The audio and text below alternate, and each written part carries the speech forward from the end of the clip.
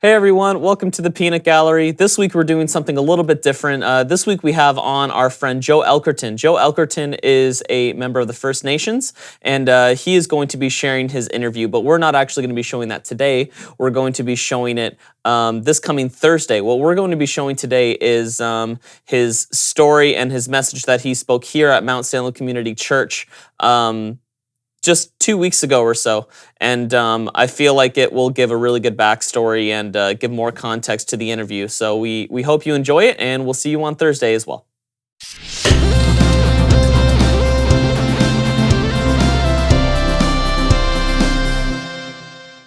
I am Joe Elkerton.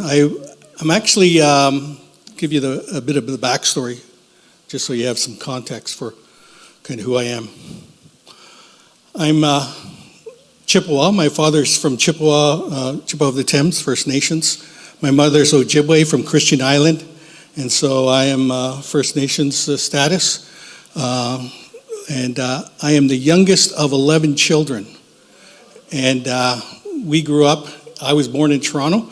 My parents were products of the residential school system and all the baggage that comes with that. So, you know, here we were. I was born, just give away my age, I was born in 1960 as most of the residential schools were closing down.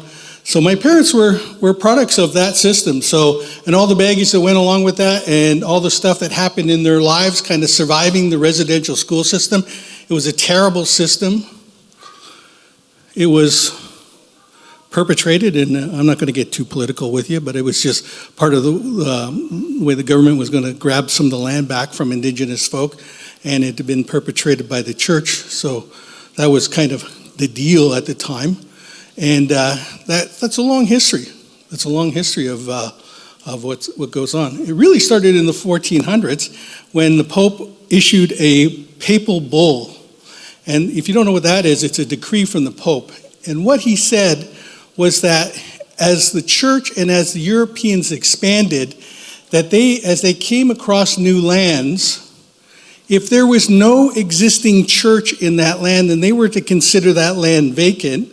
And actually, if you read the papal bull, it's quite extensive. So they were to do things like take the natural resources of those lands, and it actually says to perpetually enslave the residents because they weren't considered Christians or they weren't considered human beings. So that was kind of how the church expanded, kind of from Europe and into Africa and into the Americas. So that was kind of the understanding. So as the church expanded and as Europeans expanded into the new worlds, they came across places like North America where they said, there's no Christians here, so the land's vacant. So we should just take it. And so that began a process quite different here in Canada because we had British rule as opposed to the US, which had more Puritan type of theology and that kind of predicting their way forward. And so they had a different view on Indigenous folks. And they had in the United States the Trail of Tears. So the military in the US forced marched all Indigenous folks to what became known as Indian Territory in Oklahoma. The Trail of Tears, where thousands of people were forced marched and died on the way, and they just took all the lands that were kind of vacant. In Canada, we had a different system because we ended up with the Brits kind of making a deal with us, and in the Royal Proclamation of 1763, they declared Indigenous folk to be sovereign people, which means when you hear like all the political stuff nowadays, it's like we want to return to a nation-to-nation relationship, which means First Nations people were considered to be a nation and dealt with the Canadian government as a nation. Then what happens is we get Confederation. Sorry, I'm giving you a bit of a history lesson here, but we get Confederation, and Johnny MacDonald wants to unite the country, and the way he's going to unite it is with the railroad, and the way to get the railroad across the country was to claim back the reservation land that had been bestowed to Indigenous folks. So the way to do that was to what they called assimilate Indigenous folk into the dominant culture, hence the beginning of residential schools. Residential schools' purpose was to get the Indian out of the Indian. That was the phrase that they used. And so in Canada, it was illegal for an Indigenous parent to raise their children from the age of 4 to 16.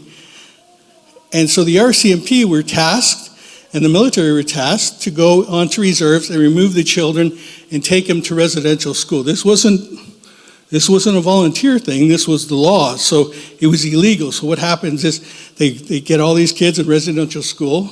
One of the first things they did was cut their hair. So if you're Indigenous folk, your hair is fairly significant, has religious significance, so you get a nun who comes in and cuts your hair. But in Indigenous culture, the only person who's supposed to touch a man's hair is his mother, his sisters, his aunt, and his wife. And then you get this woman who you don't know who comes in and cuts your hair. It's like a religious violation. So that was the first thing. You were forbidden to speak your tongue. So you couldn't speak your Indigenous language. There is the residential school in Brantford. They have in their museum the hairpins that the sisters had. And if you spoke your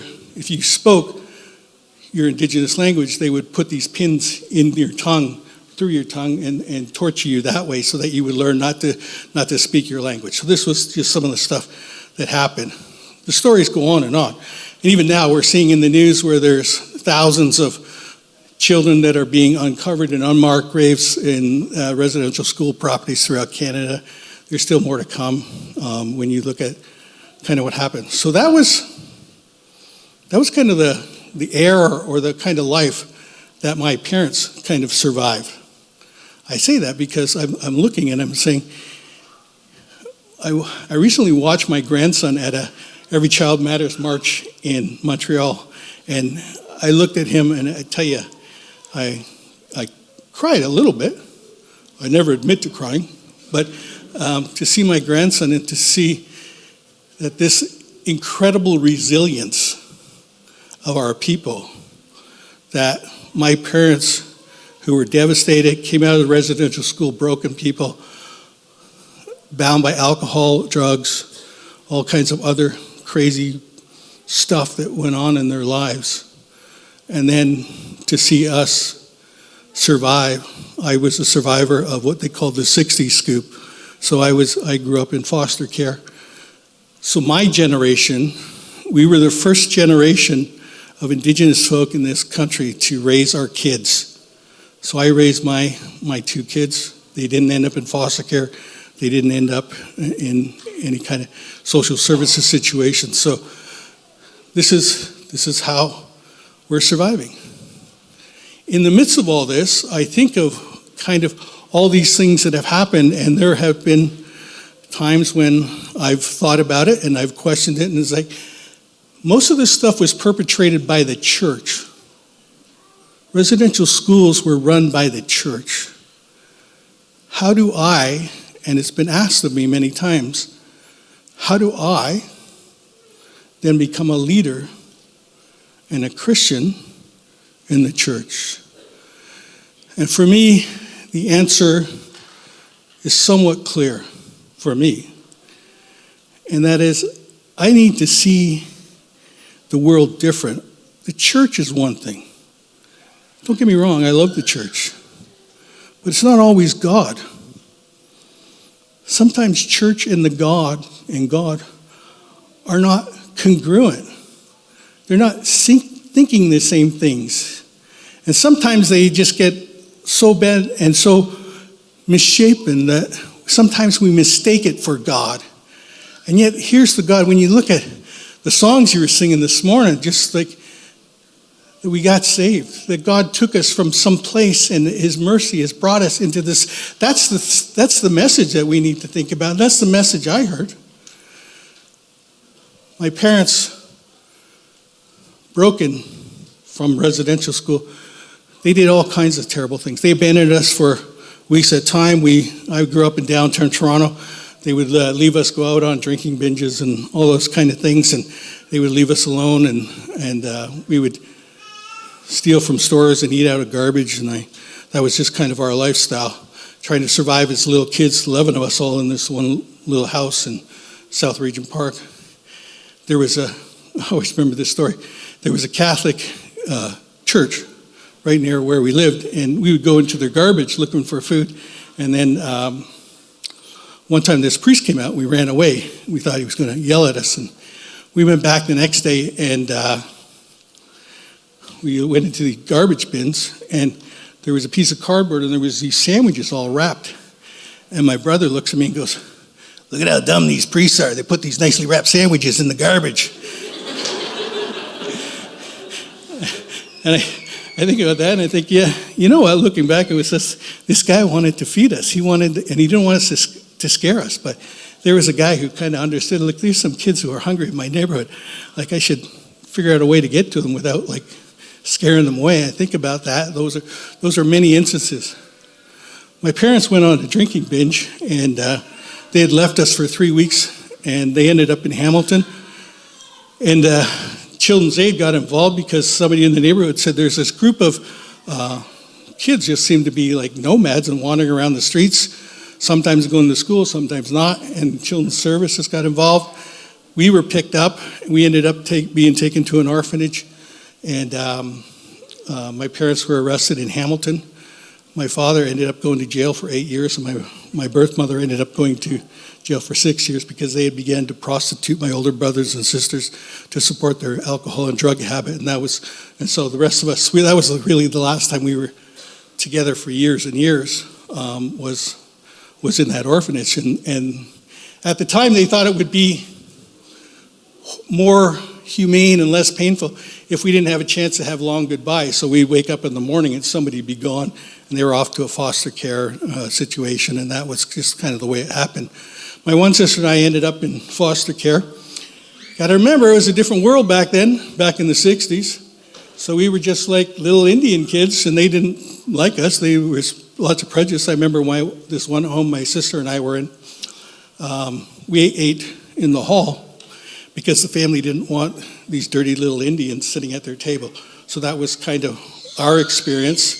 And then my one sister and I got adopted by this English couple.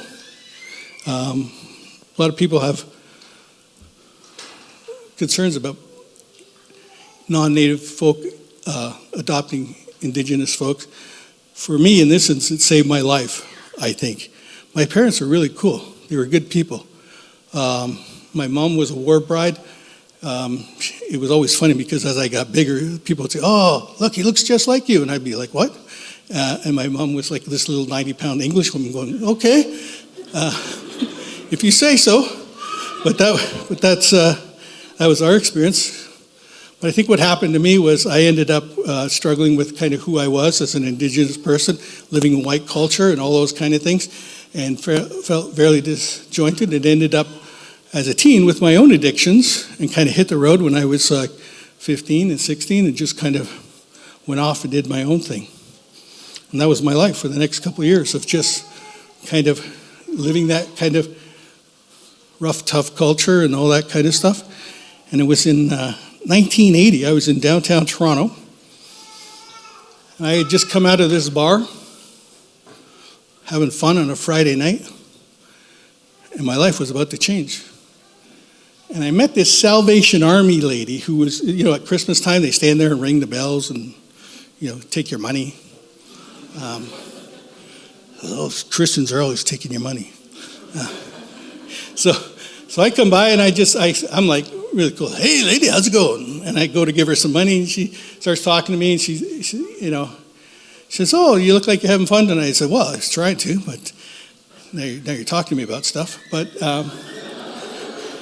she starts telling me about like her experience with Jesus, and I went, "Nah, I'm really not interested in Jesus." And I said, "Plus, you know what? I'm like living in a different culture than you.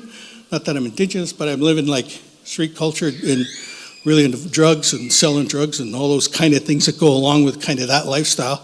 And she goes, "Well, I grew up in Vancouver, and I was in the drug culture in Vancouver."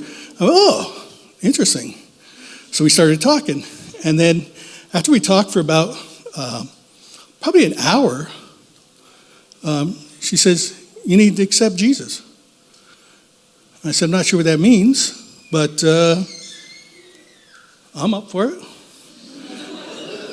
It's not going to cost me any money, is it? It's like, well, not right away, but... So anyway, I said the prayer, got a pamphlet, and a little red Bible, which was always cool because those little red Bibles in jail, you use them for rolling papers, in case you didn't know. So she gave me that red Bible. It's like, I know what this is for. But anyway, so that was my first. And then she said, here's where I think part of what formed how I wanted to do church later on was like, you know what? You just can't do that to people and then send them on their way. You need to be involved in their lives. So I love this lady for encountering me and giving me this Bible, saying the prayer with me. That was kind of like the last time I saw her. She said, you should go to church. It's like, okay, I'll go to church. What church? They all seem the same. They all kind of look like this. It wasn't much different. But you got to remember, it was the early 80s. World was different. In the early 80s, for those of you who weren't around, when you went to the movie theater, you could smoke in the last 7 rows of the movie theater. So Sunday morning comes, and I'm all hungover, and it's just like, I got to go to church. I said this prayer. I got the little red Bible. I should go to church. Go to church, sit at the back. It's like, hey, looks like a movie theater. I'll be good.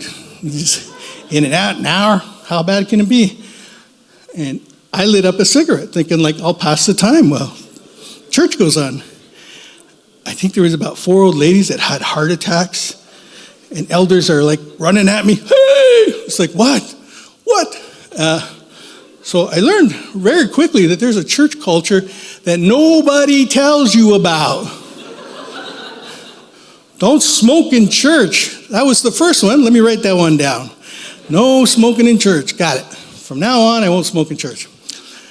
Then they said, it was really quite annoying because back then everybody used hymn books. And they would like singing, and it was like, I don't ever recall singing other than when I was drunk at the bar. And then it was fun. But like singing from a book that you had to read the words out of, that was like, and nobody helped you. I just like, they're like, yeah, turn to this page. And I'm like, okay.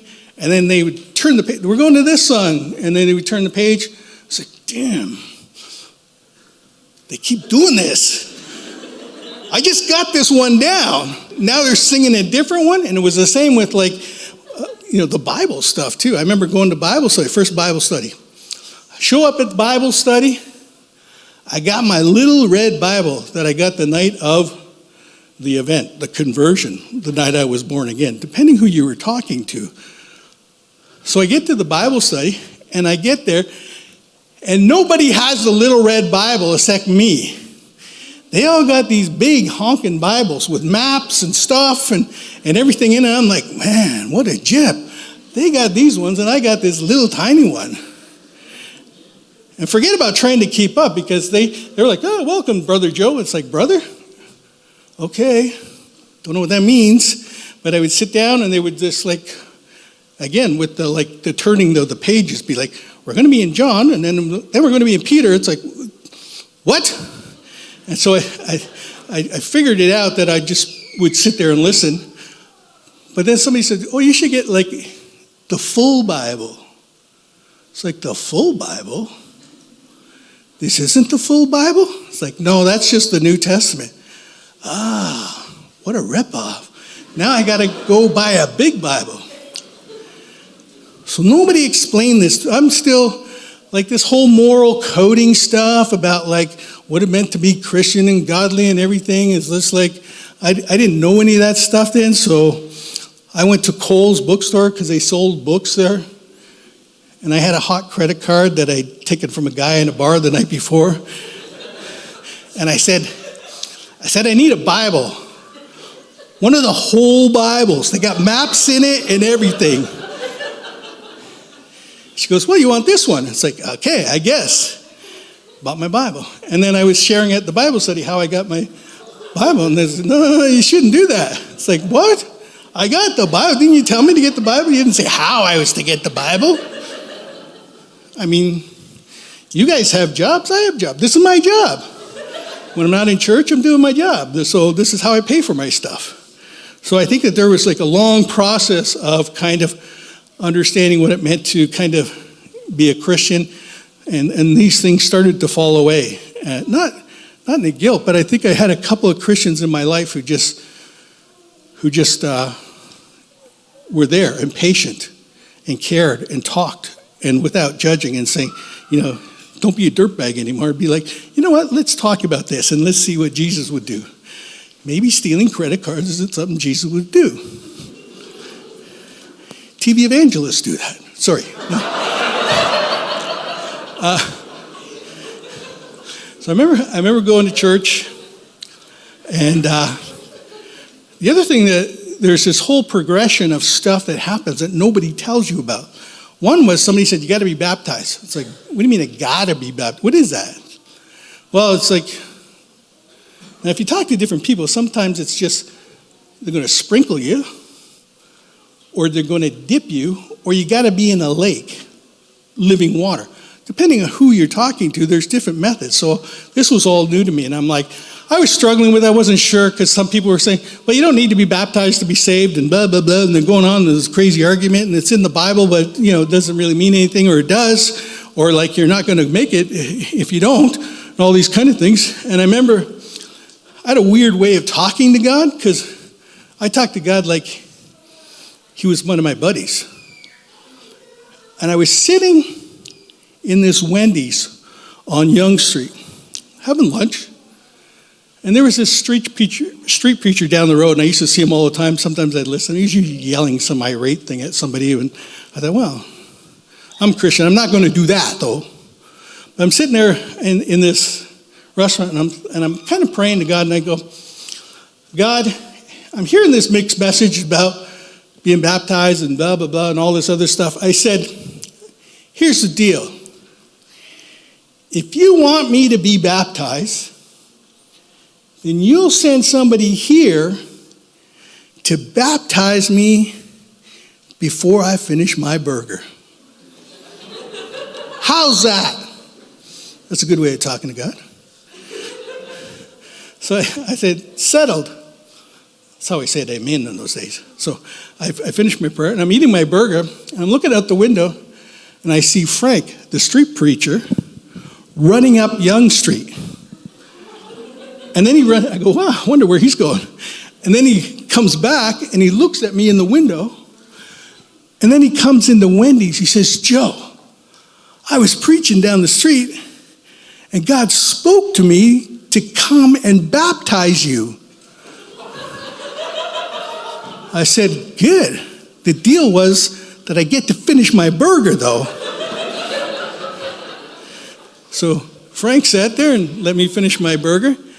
And then, if you know downtown, I walked over I said, where are we going to do this thing? He says, well, we got to fully submerge you. It's like, he goes, I'm going to put you right under the water. I go, okay, so where are we going for that? He goes, we're going to go over to Allen Garden. They have a fountain there. It's like, oh, okay. So it's like a Tuesday afternoon in Allen Garden, people sitting around having their lunch, talking in the park. And here comes Joe, who's like, I'm wearing jeans and cowboy boots and a leather jacket and, looking like a scruff. And Frank, the crazy street preacher. And he could never be quiet about anything. It was just like, let's do this thing. He's like, okay, let's get in the water. And then he starts his crazy preaching stuff and praying. And people are sitting around like the fountain, like eating their lunch. And all of a sudden, Frank starts doing this sermon like loud. And I'm like, do you need to do this? Is this part of the deal here? And then he says, okay, you need to get down on your knees, and then I'm going to tip you back. It's like, ooh, that sounds not nice. But anyway, so I got baptized in Allen Garden in city pond water that I know what goes on there. Hobos wash their feet in it. And so this is where I got baptized. So I rode the subway home smelling like pond water, but I was baptized. That was kind of like part of my journey. And I remember what happened was shortly after that, I ended up in trouble with the law, because I'm still working out things, but I'm saved, baptized.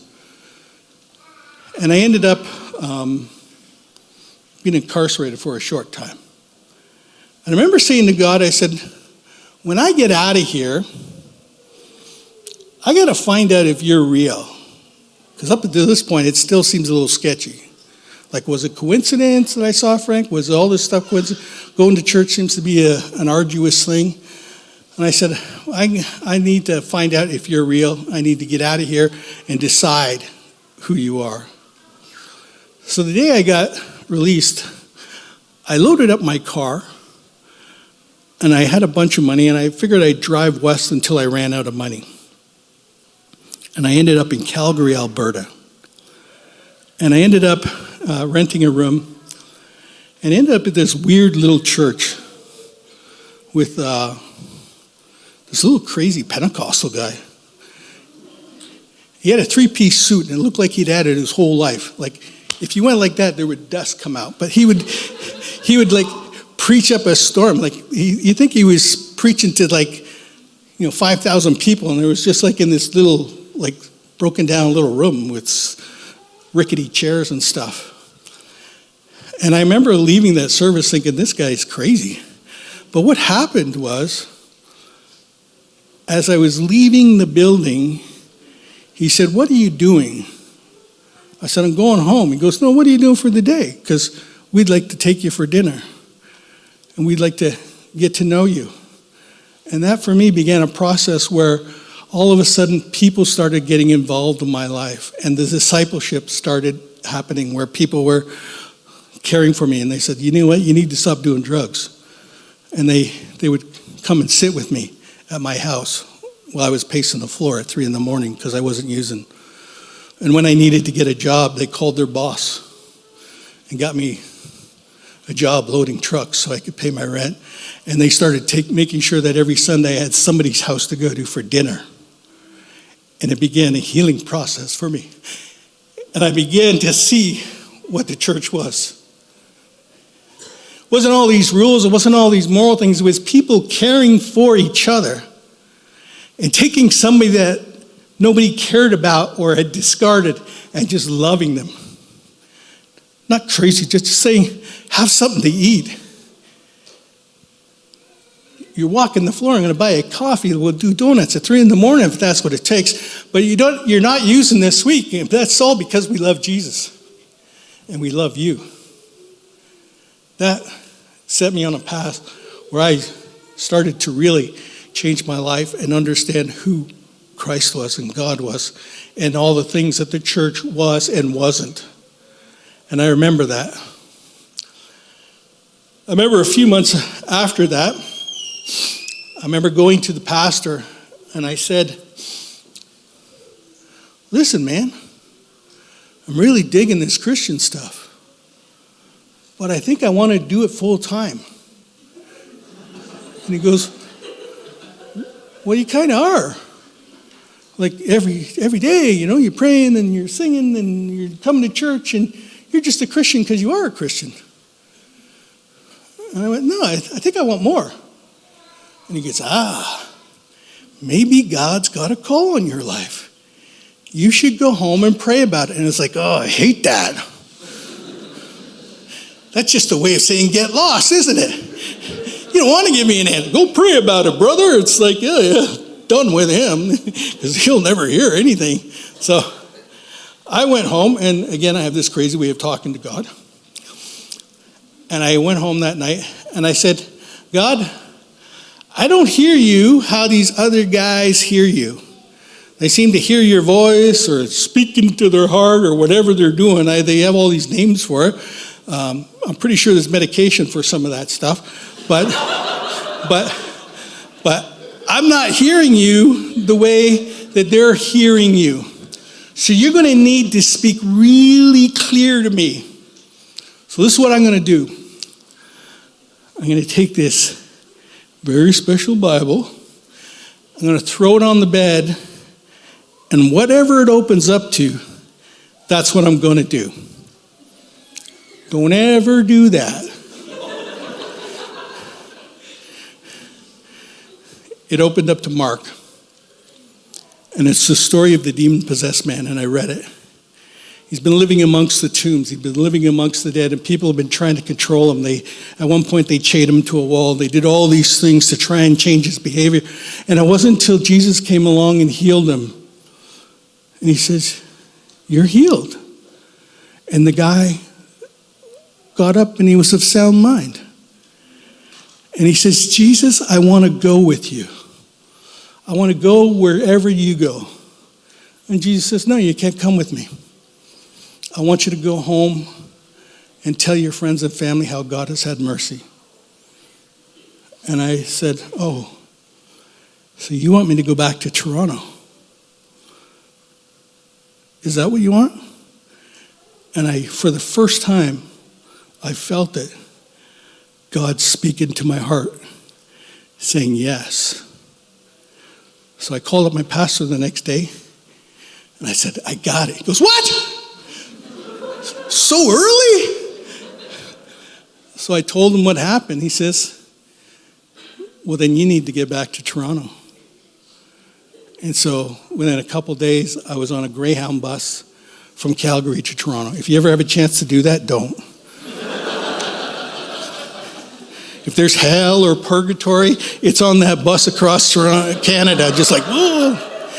And that 6-hour layover in Winnipeg, ooh.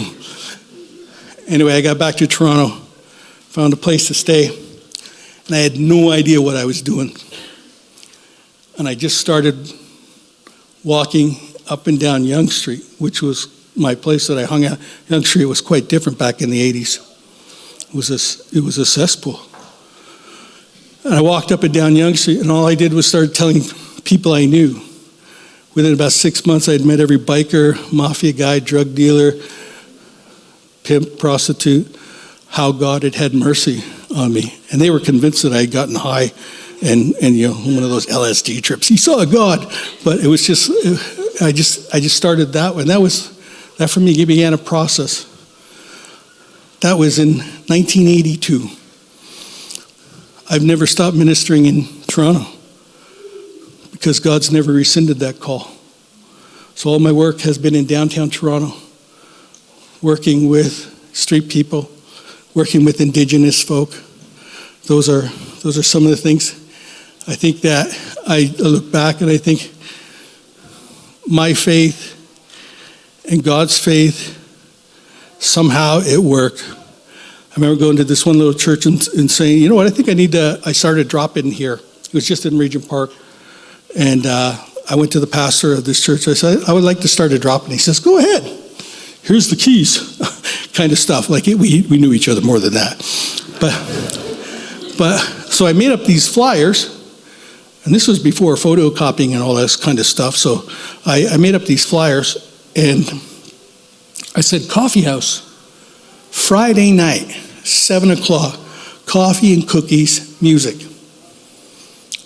And I started praying about it. And then I started handing out some of these flyers. Friday night came. You know what I had? I had a key to a basement of a church. It was 6 o'clock. On the flyer, it said 7 o'clock. I was praying all week that somehow I'd have this ability, because I didn't want people showing up and it just be an empty room, because it looks really bad on me and God. I'll blame God on that one. But I had been praying, just praying. And I hear this knock on the door, and it's a lady. He says, "Hey, I saw your flyer. I can't come tonight, but I thought I'd drop this instant coffee and a bag of cookies and some milk off to you for your coffee house tonight." I was like, "Oh, thank you." So I had the coffee and the cookies that I said I would have. And then I was praying, and I said, "God, thank you for answering prayer." It was like just incredible. And I was standing at the door, and I said, "All I need now is somebody to play music, because I can't play music. The most musical thing I can play is the radio." And I'm standing at the door, I'm looking down the street on Parliament Street, Parliament Dundas, and I see this security guard running up the road. And I'm like, "Oh, wonder what he's doing." Doesn't look like he's chasing anybody, so it seems like weird, the security guard running through Regent Park. And he runs past me, and then he looks around, and he comes back, he goes, "Listen." He He said, I heard there's a coffee house around here. He says, I just became a Christian a few months ago, but I play the piano and I wanted to come and see if they needed a piano player. I was like, well, of course, I've been expecting you.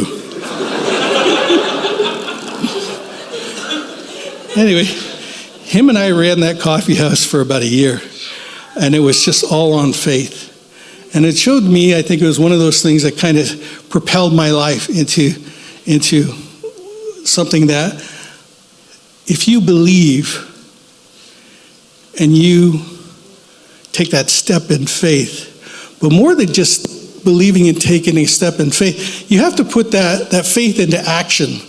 Putting a flyer when you have no coffee, getting the keys, opening the door, just being prepared. Those are real concrete things, and they allow you to show, I think there's this partnership between God. We can say we believe, but until we actually put the stuff in motion, and we've let a physical manifestation of our faith take place, like putting up a flyer for a coffee shop. Until that happens, God doesn't want to move or can move, I think. It's like when we pray for people and we lay our hands on them, there's no magic in that. The supernatural part comes because we believe that God said if you lay your hands on people, that they might recover. That's the physical manifestation of our faith. There has to be a physical manifestation of what we believe somehow. That comes in many different forms. Years after that, I've been working in Toronto. I was working as a youth minister in Jane Finch. You know, Toronto, Jane Finch is predominantly Caribbean neighborhood. I was working up there as a youth minister, and there was a start of an Indigenous church at Scott Mission. And they heard that there was this guy who was an Indigenous guy doing youth ministry in Jane Finch. And they asked if I would come down and give my testimony. I said, sure I would. So I went down there, and I gave pretty much, well, kind of the same testimony I gave this morning, but I told more about my family and kind of where they're from. Sitting in the congregation that morning was an aunt who was from Chippawas of the Thames, and she recognized the story. And within a week, I had been reconnected with my family. Because one of the things that had happened, God had started impressing on my heart that I needed to start reaching out into the Indigenous communities and start kind of wondering where my people were and all those kind of things. And this put me in contact. So within a week, I'd been connected with most of my brothers and sisters who were still alive. I'd been kind of connected with my community. And those things that God had been placing in my heart, this kind of, you need to reach out to Native folk. And the arguments in my mind, because we all have those when we get those callings, those doubts. It was like, well, God, I didn't grow up on reserve. I don't speak the language. I don't know where my brothers and sisters are. I don't have a Native community. I don't really have an Indigenous community. When I connected with my family, I remember praying one Saturday and saying, and I started using that, and God spoke to me again and says, I just reconnected you with your family. What do you mean you don't have it? And your experience is an Indigenous, going through, your parents survived residential schools, you survived the 60s scoop, you've survived all these things. You do have an Indigenous experience, and I've reconnected you with your band, and you now have a status card, so what's stopping you? And that's when this little Native church in Toronto that had like 7 people, who were really grumpy. They wanted me to come and be their pastor. And so I did. I left my job with this rather large denomination and went down to this church that couldn't pay me, that had no resources, and I began to minister in the Indigenous population in Toronto. And for me, it was what I call the Nehemiah experience. So when you read the Old Testament, in the book of Nehemiah, at the beginning of the book of Nehemiah, he says, what's happened to the people who have survived the exile? What's happened to the Jews who have survived captivity? And the answer comes back that the walls are broken and the gates are burnt and the people are scattered without hope. That's in the first part of Nehemiah. And I don't want to draw too many comparisons, but it was like in the time of Nehemiah, if your community had high walls and strong gates, that meant that the community that lived inside those walls was safe. If they're broken, walls are broken, the gates are burnt, then the community's not safe. And they're scattered and without hope. The process for Nehemiah was something impacts his heart. Nehemiah begins to pray and then put together the resources and then responds. Anytime there's a calling for crisis, there has to be that process of praying and brokenness and then implementing real actions. Nehemiah puts together all the pieces so that they can go back and rebuild the walls. And that's what he does. He begins the day-to-day process of rebuilding the walls. One of the ministries that I ran for a number of years used that principle. It was called Project 417, and it meant this. It was from Nehemiah chapter 4, verse 17. And the people that rebuilt the walls carried bricks with one hand and weapons in the other.